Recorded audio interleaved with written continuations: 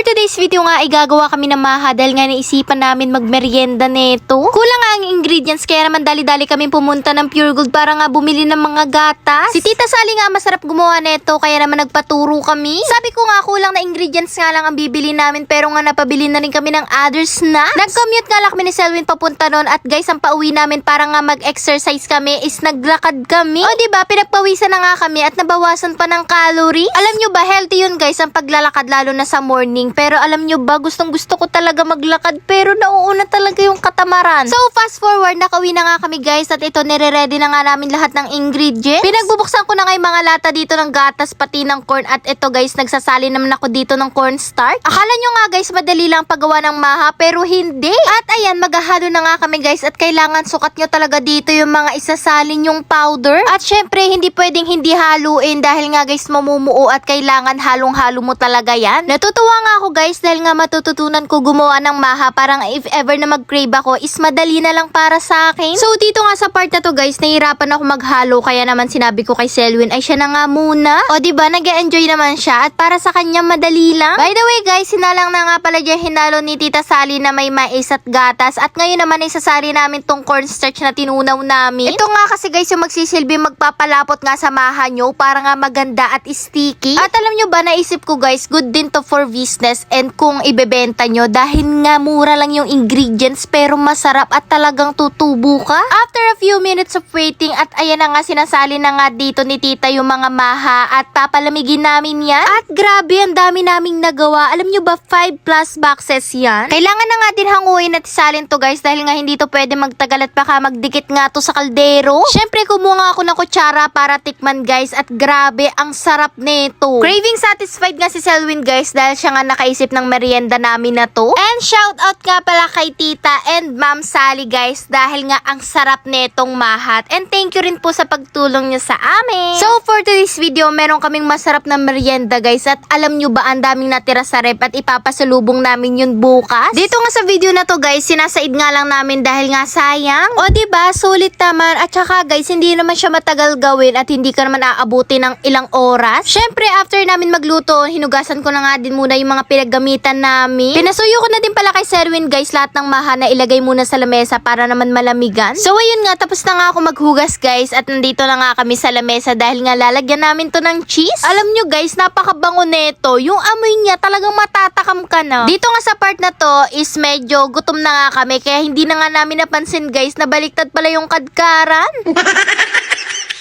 Kaya pala hirap na hirap siya guys at ang liliit nga ng mga cheese dito at ako hindi ko rin napansin. Actually si Ate Jess talaga nakakita niyan at nag-comment lang siya sa video namin. Kaya thank you po at nanonood kayo at napansin nyo talaga tong si Selwyn talaga. So ito na nga guys tapos na nga kami dito mag-grater ng cheese at ayan titikman na nga namin and ito na nga yung the moment of truth. Well si Bal na nga muna ang unang titikim at ayan na nga pinakuha ko muna siya ng kutsara. At guys sa sobrang sarap nga ay napasayaw nga siya kaya ayan tignan nyo nga yung reaction niya. Eh sino ba namang hindi masasarpan guys? Eh ang sarap nga ng pagkakaluto at pagkakagawa namin ni Tita. Here's the raw video nga ng reaction ni Selwyn guys at tignan nyo naman sarap na sarap siya. And thank you guys for watching and don't forget to like and follow siya.